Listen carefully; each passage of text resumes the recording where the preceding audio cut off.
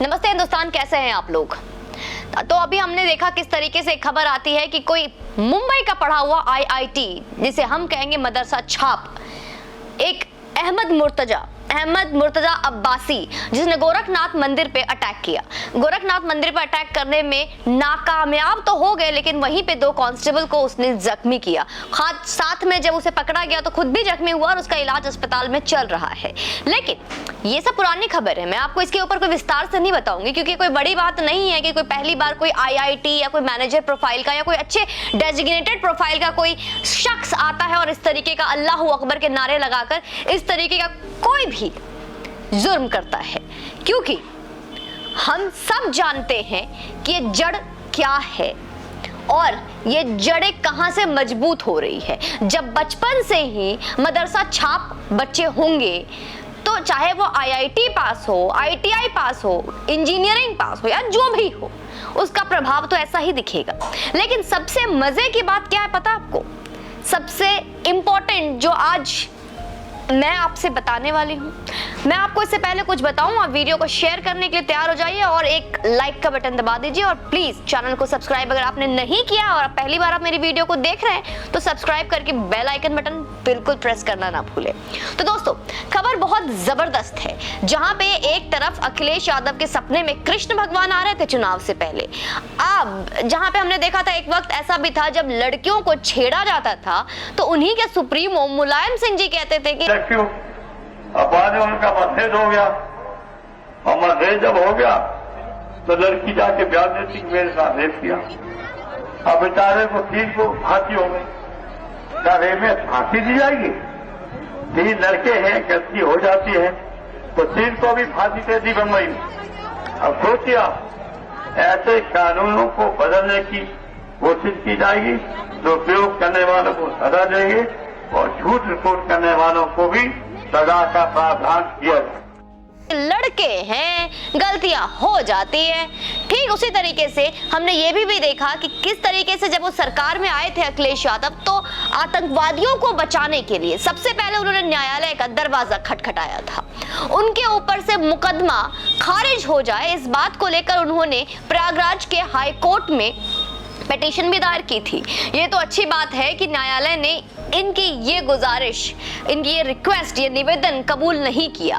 मैं इनकी भाषा में ही बोलूंगी क्योंकि ये कबूल गुजारिश, आप कह रहे हो कि सुमन दीदी आज कैसे शब्दों का इस्तेमाल कर रही है। वजह ये है कि ये जिनके बारे में मैं बात कर रही हूँ सिर्फ और सिर्फ उन्हीं के सगे हो सकते हैं जो जालीदार टोपी वाले हैं। बात जालीदार टोपी की नहीं है, बात उनकी है जो हाथ में बम लेकर अल्लाह अकबर के नारे लगाकर इस तरीके की हरकतों को अंजाम देते हैं। जहां पे एक तरफ अहमद मुर्तजा अब्बासी गोरखनाथ मंदिर पे अटैक करता है तो वहीं पे उसके बचाव में अखिलेश यादव जी ने ट्वीट किया है। मैं उनके ट्वीट को बताऊंगी आपको। उनके ट्वीट पे लिखा है कि his father said he has a psychiatric problem dealing with bipolar issue. I feel we need to pay heed to that as well. BJP is a party that exaggerates. मतलब इसका यही है कि उसके पिता ने बताया था कि उसे एक मानसिक समस्या है। 6 अप्रैल 2022 को कहा था कि मेरे बेटे को मानसिक समस्या है। जरा एक तरफ मानसिक समस्या, बायोपोलर और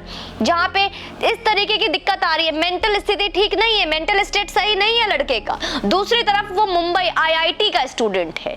तीसरी तरफ सबसे गौर फरमाने की बात है, मैं अखिलेश भैया से पूछना चाहूंगी, मानसिक स्थिति इतनी खराब है कि वो मुंबई से चलकर आता है और गोरखनाथ मंदिर पे अटैक करता है, वहां के कांस्टेबल पे अटैक करता है। लेकिन अगर मानसिक स्थिति खराब ही है तो वो मंदिर में क्यों अटैक कर रहा है? जाके किसी मस्जिद पे क्यों नहीं अटैक किया उसने? क्यों मंदिर पे ही अटैक किया? क्योंकि मानसिक स्थिति खराब है। मानसिक स्थिति खराब होने के बाद भी वो आईआईटी है। और आप, कोई बड़ी बात नहीं है कि पहली बार ऐसा नहीं हुआ कि आप इन जिहादियों का, पहले एक धर्म के लिए, एक समुदाय के लिए, एक विशेष समुदाय के लिए आपका दिल धड़कता था, आपकी कलेजा फड़फड़ाती थी और उन्हीं के कंधे पे बंदूक रख के आप चुनाव लड़ने गए, मुंह की खानी पड़ी और इस बार फिर से आप मुख्यमंत्री नहीं बने। इकलौते नेता है अखिलेश यादव जी आप, जो जिनका डिमोशन होता जा रहा है। खुद देखिए, पहले मुख्यमंत्री और उसके बाद देखिए अब आप आज कहां हैं? आप सिमटते जा रहे हैं। कहीं ऐसा ना हो कि कांग्रेस मुक्त भारत और कांग्रेस मतलब राहुल गांधी के बाद आप भी किस तरीके से मुक्त उत्तर प्रदेश से भी मुक्त ना हो जाए। तो ठीक इसी तरीके से आज जिसका आप समर्थन कर रहे हैं वो एक आतंकवादी है। जी हाँ दोस्तों, आपको बता दूं उनके लिंक का पता चला है, जिसके पिता का इंटरव्यू हुआ और उसके बारे में जब जानकारी ली गई तो अहमद मुर्तजा एक लिंक बताया जा रहा है कि जिहादियों के साथ उसका कनेक्शन है।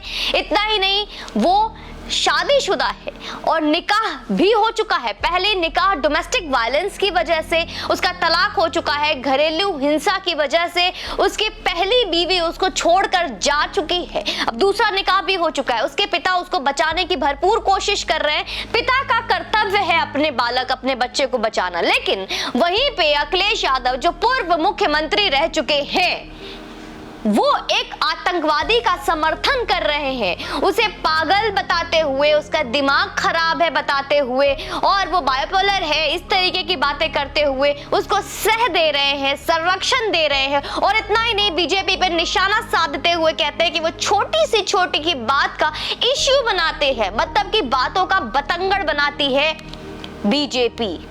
कितनी आश्चर्य की बात है दोस्तों।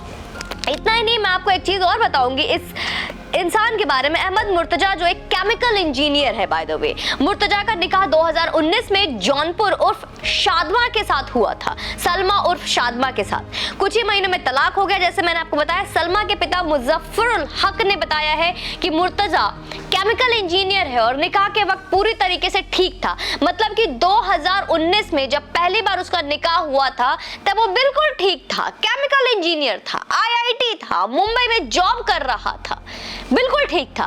अब जब वो गोरखनाथ मंदिर पे अटैक करता है, जब मंदिर में आके आस्था स्थल पे, धर्म स्थल पे 2 वर्दीधारी पुलिस कर्मियों को, कांस्टेबलों को जब वो अटैक कर रहा है, तब अखिलेश भैया बताते हैं कि अब विक्षिप्त हो गया, उसके दिमागी हालत ठीक नहीं है। कहाँ लेकर जाओगे? अपने घर पे भाभी जी का पैर दबाना है क्या उससे?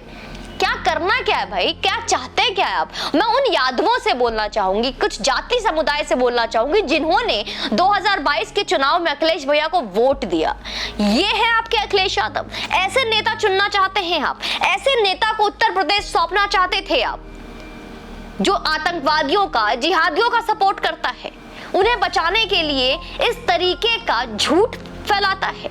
और मान लीजिए कि वो, अगर मैं मानती हूँ कि मान लीजिए कि वो बाइपोलर है या मान लीजिए कि वो दिमागी हालत ठीक नहीं है, तो मेरा पहला सवाल जहां पे मेरी सुई आके अटक गई है ना दोस्तों, सिर्फ यही है। आप भी सोचोगे ना, यही आके मेरी सुई अटक गई है, क्यों मंदिर के बाहर इसने बम फोड़ा? क्यों मंदिर के बाहर जो कांस्टेबल है उस पर ही अटैक किया? मस्जिद चला जाता, उसी विशेष समुदाय से है जहां पे जिंदगी भर उसने नमाजें पढ़ी, चादरें उठाई, जो भी काम करते हैं अंदर, वहां जाके बम फोड़ता। दिमागी हालत ठीक नहीं थी ना।